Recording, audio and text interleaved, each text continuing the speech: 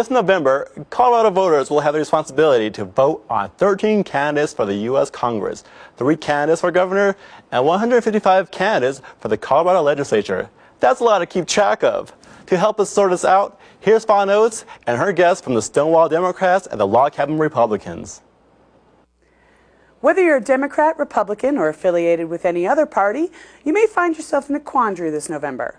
It can be difficult to ascertain how each candidate may affect your civil rights as a member of the GLBT community.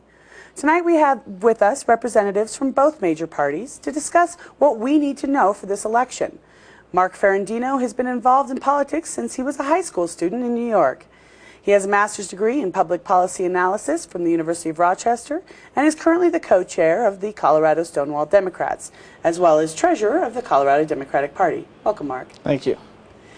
Frank Taggeder describes himself as a moderate Republican and a gay man. He says getting involved in the Log Cabin Republicans serves as a way to help promote fair-minded Republican candidates, push for the rights of gay Americans, and of course make a difference right here in Colorado. Glad to have you with us, Frank. Thanks. Excellent. Well, what do you see as the most important races this November? Mark? Well, I think the most important race for our community is referendum aye and to oppose the ban on same-sex marriage. But when we're talking about candidates, I think the most important one is our gubernatorial candidate. We have a Democratic candidate, former district attorney from Denver, Bill Ritter, and for Lieutenant Governor, Barbara O'Brien, both who have supported referendum aye and opposed the ban on same-sex marriage. So that is obviously going to make a big difference in Colorado who wins that election in terms of our rights. Of course. And Bill Ritter, if he's elected, has said he would support and sign the Employment Non-Discrimination Act into law, which was passed this year by our Democratic legislature, but was vetoed by our Republican governor, Governor Owens. So by electing a Democrat to the governor's office and keeping the Democratic majority in the House and Senate, which are very important, we will be able to advance the rights of our community. Excellent. Frank, what are the Log Cabin Republicans looking at this November? Well, we're really looking at, as far as just looking at local races, and see as far as if there are fair-minded Republicans out there that we can get behind. You know, we're going to look at each individual races across the state and find those candidates. Got basically our members out there looking, and as far as quizzing candidates and saying, okay, do these people represent us as gays and lesbians and bisexuals, and do they represent core Republican values? If not, we probably won't endorse them. And as far as, but we're really looking as far as at the individual races. And from back what you were saying, it seems that we often think of Republican core values as being inherently anti-gay. What would you say about I think that that's kind of, you know, as far as I think that the party today, as far as what we see as far as in the national limelight, there is a lot of that evidenced. And as far as even locally, as far as Colorado, I think as far as we see a lot of the religious right having a very strong presence in Colorado, and that as far as that, really as far as the moderate Republicans, I think there's going to be a swing towards more moderate Republicans getting involved and saying, okay, this is not right, because you know you're really trying to turn this country into a theocracy rather than a democracy. We really need to kind of take back as far as get back to what our core values are as Americans, and that the party needs to get back to its core values as far as you know, smaller government, you know, less taxes, fiscal responsibility. I think that we see that as far as at the national level, that's gone by the wayside, and that we really need to get back to those values. Sure, that makes sense. What about you, Mark? What do you think are the core values of the Democratic Party? Well, I think the Democrats stand for individual rights, as well as fighting for the working class. We've seen with this administration, the president, we've seen tax cuts for the wealthiest 1%. Democrats want to stand up and fight for the working class, who often get overlooked by the Republican Party. Individual rights, which I had mentioned, and fiscal responsibility. And so I think those are some of the key core values of the Democratic Party. And it seems that Democrats get the same kind of stereotype, that they're automatically, inherently pro-gay, which obviously isn't the case. So Yes, I think overall the Democratic Party is one that stands up for equal rights for the LGBT community. But there are, of course, exceptions, just as if there's exceptions in the Republican Party. The Republican Party, there are Republican candidates who stand up for our rights, and in the Democratic Party, there are candidates who oppose our rights. So we have to make sure that no matter which party a candidate is, that we look at where they stand on the issues and question them, and make sure that they know we're in their districts, we're their constituents, and that we care where they stand on these issues, and these issues are important to us. So how would I go about it? Go ahead. Well, I think that Mark brings up a point as far as that, you need to be, as a voter, really cognizant as far as where your candidate stands, and as far as that you really need to be in touch with your candidates from both sides of the aisle, and as far as make an informed decision, especially as far as if you're in the GLBT community. Are these people going to represent me as a gay individual, or as far as if they aren't, are they at least fair-minded and that maybe down the road they could be persuaded as far as to really come around? Because I think that as far as that, we see that people do come around as far as when the wind shifts, and as far as that when it's politically expedient, or as far as when really as far as when it really the time is right. And I think that the time is becoming more and more right as far as for GLBT issues to be really put to the forefront, and as far as people really saying as far as, okay, this is basic human rights. These are our civil rights, and as far as that, we are denying people their rights, and we need to really come back and say, as far as we are all Americans, we all should have the same rights. And that doesn't seem to be a partisan issue of civil rights. I mean, is civil rights a Democratic issue? Is it a Republican issue? Well, absolutely. It is. Well, and I think of late, the Democratic Party has been the one standing up and fighting publicly for LGBT issues. You've seen the Republican Party with Marilyn Musgrave in the 4th Congressional District and our Senator Wayne Allard, who have proposed constitutional amendments to ban gay marriage. That party, and George Bush, our president, has been pushing that as well, and they've been using wedge issues to divide communities and to make the GLBT community a second-class community, and we need to make sure the Democrats have been there fighting against that to make sure that these things do not get passed into law, both at the state and the federal level. Sure. So I think, when you look at our rights and where the parties are, it would be nice to have a Republican Party that isn't using this as a wedge issue, isn't, having focus on the family, give them their talking points on these issues. But right now, we have a Republican Party who does that, and a Democratic Party who stands up for our rights. I think that's gonna change, but it's gonna take time. But as far as right now, as far as within this state, as far as you have such a strong religious right stronghold on the party, and as far as that it has extended to the White House, as far as their influence, and as far as, but these people do not really represent true Republican values. They don't represent as far as their constituents. They aren't doing as far as,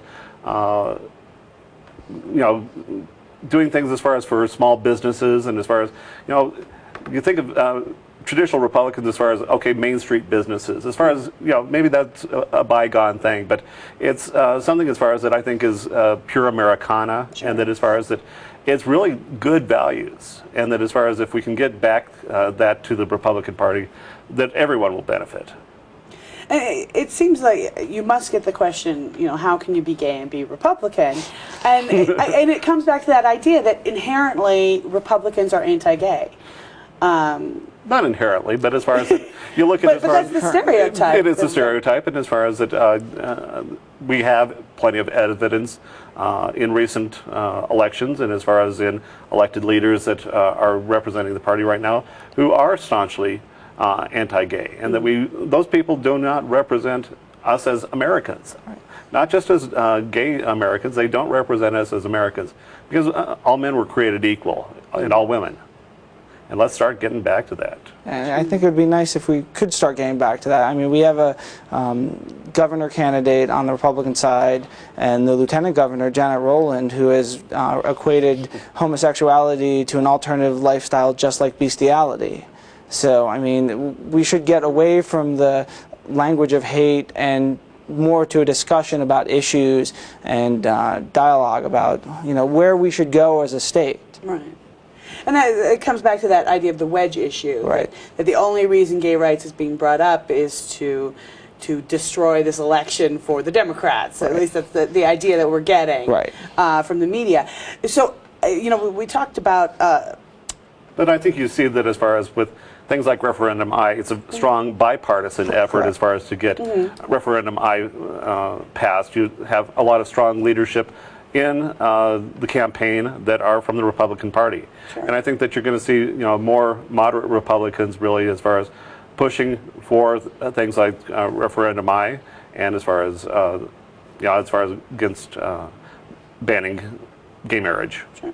How does it look in terms of the Republican Party for this election, according to the Stonewall? Well, excuse me, according to the log-cabin Republicans. You know, as far as I think this is going to be really a very interesting election, nationwide and statewide. I think that there's going to be, you know, a lot of issues, and I think that we're going to see that.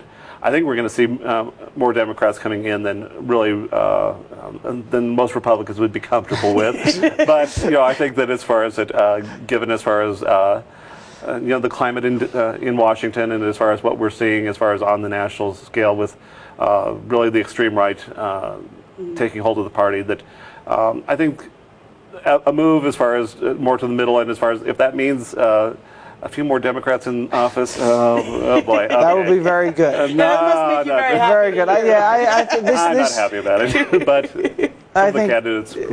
well, I think this year is going to be a very good year for Democrats come November 7th.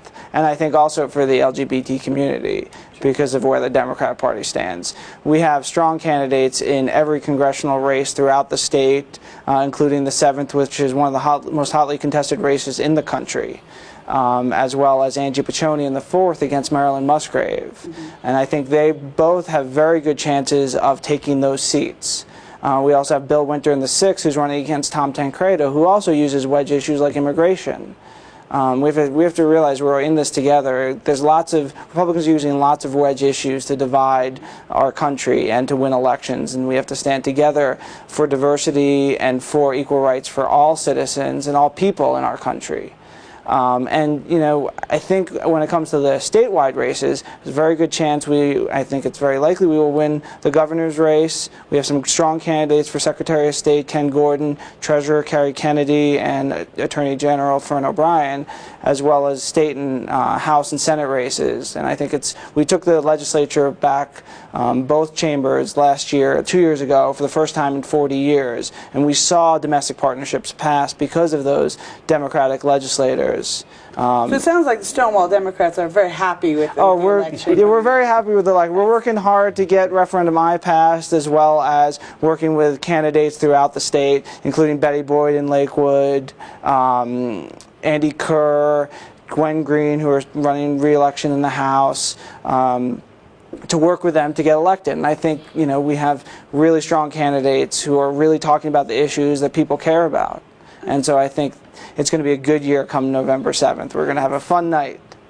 Well, we don't have much time, but just before we leave, Frank, why don't you tell us what you would like to see voters do when they get to the voting booth or before they get to the voting booth? Well, get educated. And as far as find those candidates that represent your beliefs, you know, find those people that are going to represent your constituency, not vote as far as just on those wedge issues and as far as represent just one issue candidates.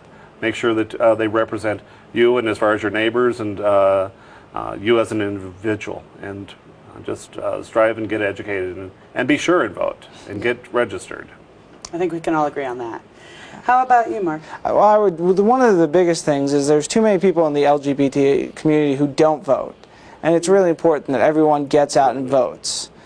Because this is our rights, and if you're not involved, then you know we're not going to be able to make a difference and change things like pass Referendum I unless our community gets out there and votes. So I think it's important that they see who's going to be out there fighting for their issues. I believe it's the Democrats. I think they've proven it, and I would encourage people to find a candidate they like. Get involved in the campaign. If it's phone banking, walking for a candidate, or if it's walking for Referendum I or phone banking for Referendum I, get involved, because it's actually a lot of fun. People don't realize I've been doing it all my life, and it's a lot of fun. You meet some great people. Well, I think we can all agree to be part of the process. Yes. It's one of the most important things for any member of our community. It doesn't just have to be the GLBT community. Yes. All right. Well, we'll have to leave it there for now, but we'll continue our coverage of the candidates and races on our next program. I want to thank my two guests, Mark Ferrandino, excuse me, and Mark Taggart for joining us tonight. Thanks for watching, and don't forget to make your voices heard.